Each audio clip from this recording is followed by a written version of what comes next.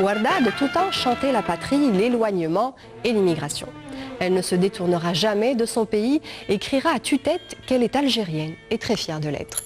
Elle participera à de nombreux anniversaires d'indépendance. Elle chantera Eid el-Karama, Assouma ou encore Biladi Uhibbuki de Moufdi Zakaria sur une musique de Mohamed Boulifa.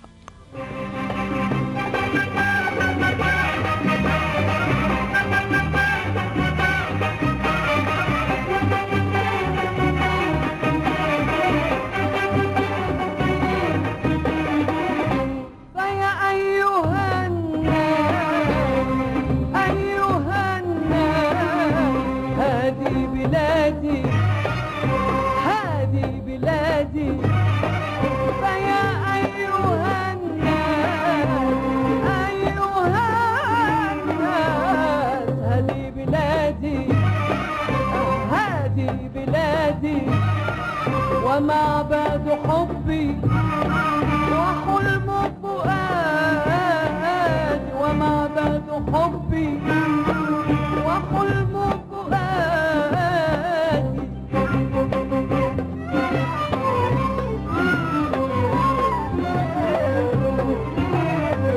وإيمان قلبي وخالص ديني وإيمان قلبي وخالص ديني ومبدأ فيه ملتي واعتقادي ومبدأ فيه ملتي واعتقادي ومبدأ فيه ملتي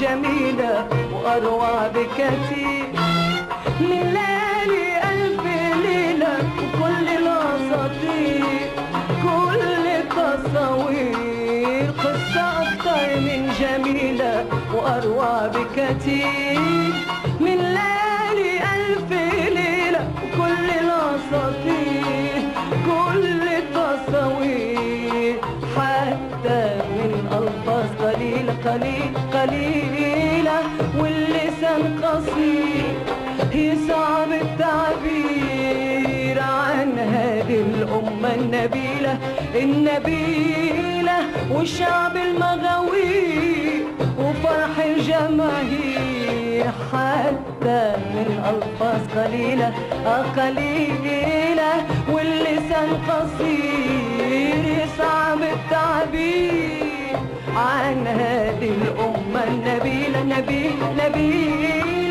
والشعب المغاوير وفرح الجماهير في وادي الصمام وإفريق في وادي الصمام من جوف الجبال في وادي الصمام وإفريق في وادي الصمام في وادي الصمام وإفريق من صدر الرجال من جوف الجبال في وادي الصمام وإفريق في وادي الصمام في وادي الصمام في وادي الصمام وإفريق في وادي الصمام في وادي الصمام في وادي الصمام وإفريق في وادي الصمام في وادي الصمام الصمام وإفريق من صدر الرجال من جوف الجبال وحضان احضاني دوران بجاية وحنان جبل قراية وحضان احضاني دوران بجاية وحنان يما قراية وحضان احضاني دوران بجاية وحنان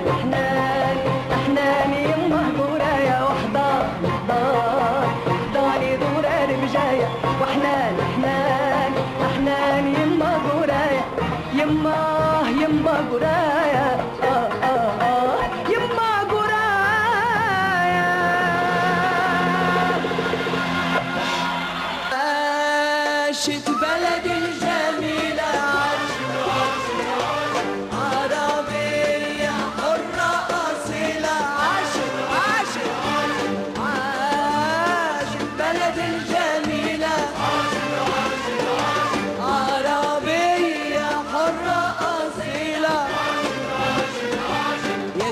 جزاير لياليكي سعيدة محلاكي محلاكي أعيادك بالفرحة شديدة تجمعني معاكي يا جزاير لياليكي سعيدة محلاكي محلاكي أعيادك بالفرحة شديدة تجمعني معاكي سمع للدنيا جدوبة جدوبة بعيد سمع للدنيا جدوبة جدوبة بعيد قصة كفاح قصة كفاح شعبي ماشي شعبي ماشي شعبي ماشي شعبي ماشي يا عيد ميلادي يا عيد ميلادي.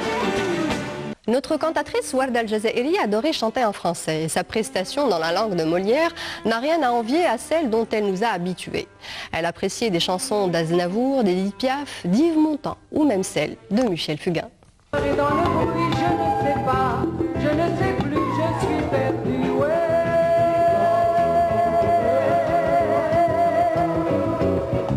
Sa rivière pure et l'eau fraîche, un oiseau, je suis fraîche, l'oiseau,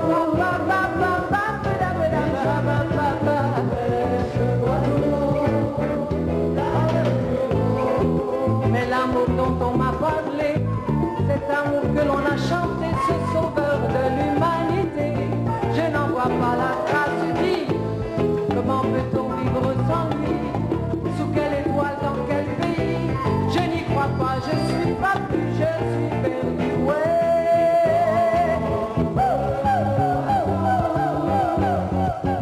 Warda Al-Jazairiya pourra finalement s'installer en Algérie grâce au président de la République Abdelaziz Bouteflika et lui permettra de se rapprocher de sa fille Ouided. Elle possédera également une maison en Jordanie pour être à proximité de son fils Riyad, marié à une Jordanienne. Warda, qui a enfui sa tristesse de n'avoir pas vu ses enfants grandir devant elle, vouera un amour sans égal à ses petits-enfants qu'elle chérira avant tout. Pour l'anecdote, Warda raconte lors d'une interview accordée sur une autre chaîne satellitaire que son fils Riyad, alors âgé de 17 ans, n'a pas hésité de fuguer pour rejoindre sa mère au Caire. Il finira par rester avec elle et passera même son bac avec succès. Il sera, selon elle, son mentor, son frère et l'épaule sur laquelle elle peut se reposer. Warda chantera ses proches et les traditions. Elle acceptera une chanson de l'Algérien Radouane Bouhiret, Yel Habeb, un titre dont elle tournera le clip à la Casbah d'Alger avec Jafar Gassama.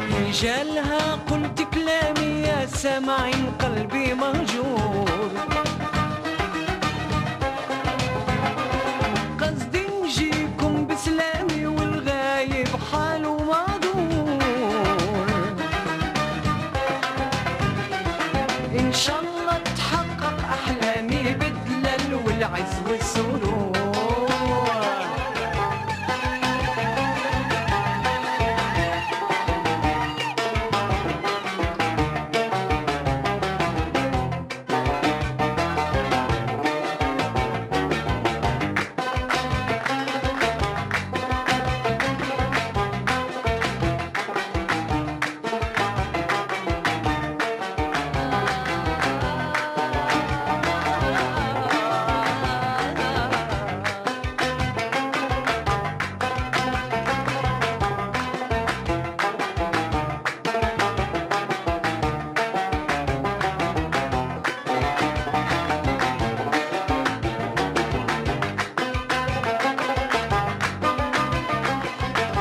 Warda Al-Jazairiya a dû faire face dans sa vie à plusieurs mauvais moments. Sa santé était fragile, ce qui l'obligeait à faire des check-up plusieurs fois par an.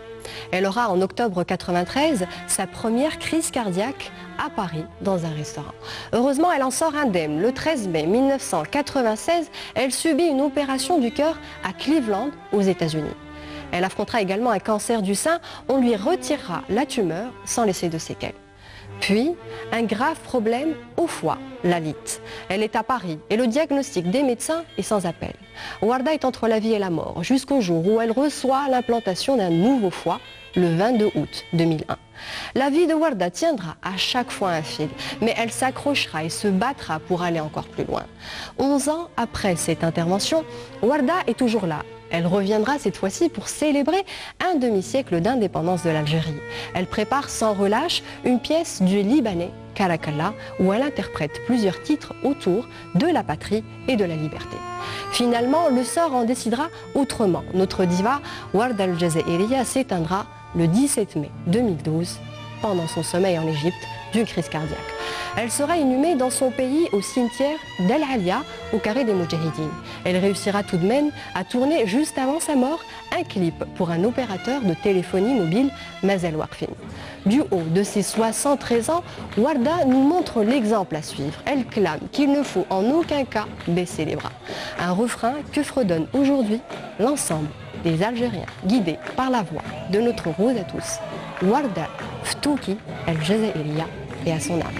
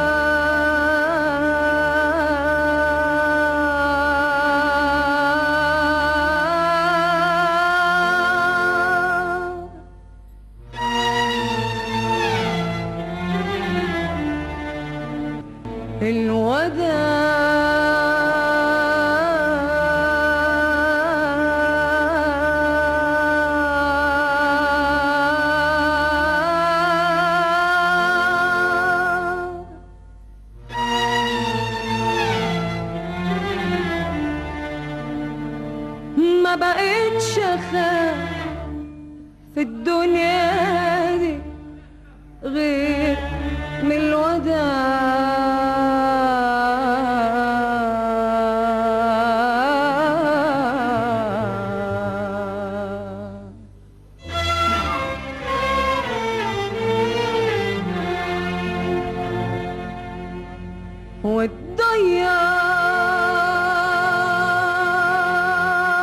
والضياع بحس لما تكون بعيد معنى الضياع.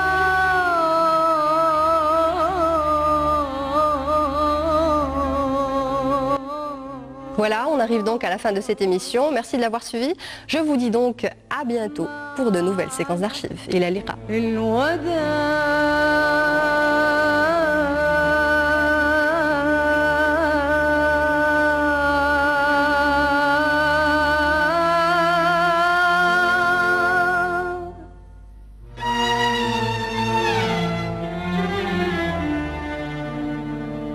ما بقيتش اخاف في الدنيا دي غير من الوداع.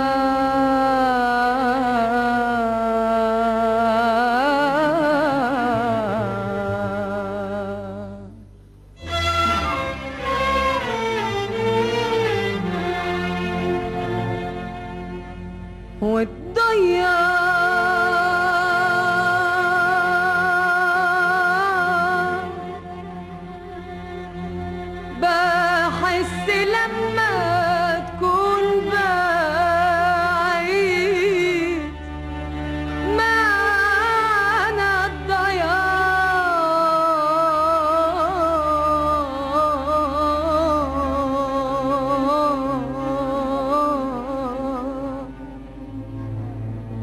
معنى الضياع.